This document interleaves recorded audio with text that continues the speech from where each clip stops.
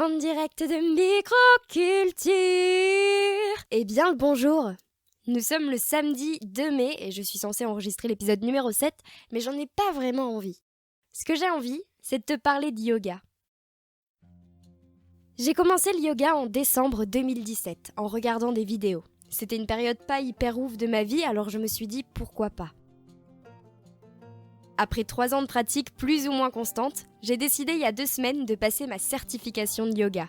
J'apprends des trucs géniaux tous les jours et je voulais te les partager. Tout d'abord, sache que le yoga, ce n'est pas simplement des postures athlétiques et de la souplesse à gogo. C'est vrai que sur Instagram, c'est un peu la course aux plus beaux alignements et aux postures les plus spectaculaires, mais c'est pas de ça que j'ai envie de parler aujourd'hui. Yoga, en sanskrit, ça veut dire union. C'est l'union entre le corps et l'esprit.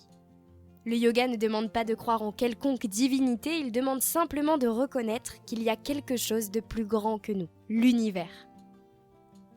Ce qu'on cherche à libérer à travers le yoga, c'est notre Atman.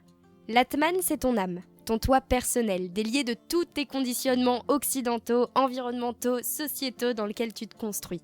Je suis pas sûre que ça voulait dire quelque chose, mais en gros, c'est ton vrai toi. On est loin des postures incroyables qu'on voit sur les réseaux, hein. Pourtant, l'essence même du yoga, c'est de se connaître, de se comprendre, de s'accepter soi et ses limites. C'est aussi tenter de trouver le calme dans la douleur, d'apprendre à être patient, constant et calme. Ce que j'aime dans cette pratique, c'est l'idée qu'un corps n'est qu'une enveloppe, rien qu'un transporteur d'âme. Ça permet de déculpabiliser face aux dictats physiques occidentaux, mais surtout, ça me permet de ne pas m'attacher à mon physique. Ce qu'on t'apprend au yoga, c'est tout d'abord de contrôler ta pensée grâce à la méditation. Encore un truc que tu vas trouver très spirituel, mais concrètement, la méditation, c'est simplement une technique qui permet de calmer le mental et simplement d'observer ce qui se passe dans l'instant. Tout ça dans le but de créer une relation avec ce qui se passe ici et maintenant. Je médite depuis 3 ans, de façon encore une fois plus ou moins régulière, mais les bénéfices sont déjà bien là. Premièrement, je suis vraiment beaucoup plus calme, plus posée, plus ancrée et beaucoup moins anxieuse. J'ai appris à respirer correctement et c'est carrément devenu un automatisme parce que dès qu'une situation ou une personne m'irrite, j'ai simplement à me concentrer sur ma respiration et je laisse la tempête passer. Bien sûr, des fois je pète les plombs, ça m'arrive, mais je veux dire que j'arrive beaucoup plus à prendre sur moi.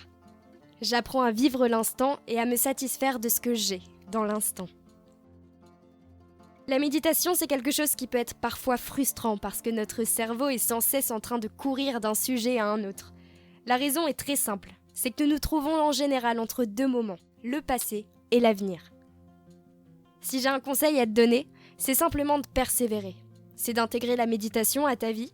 Alors tu peux commencer par des méditations guidées comme le petit bambou. Tu peux même me demander d'en faire une, ça me ferait vraiment plaisir de t'initier à ça.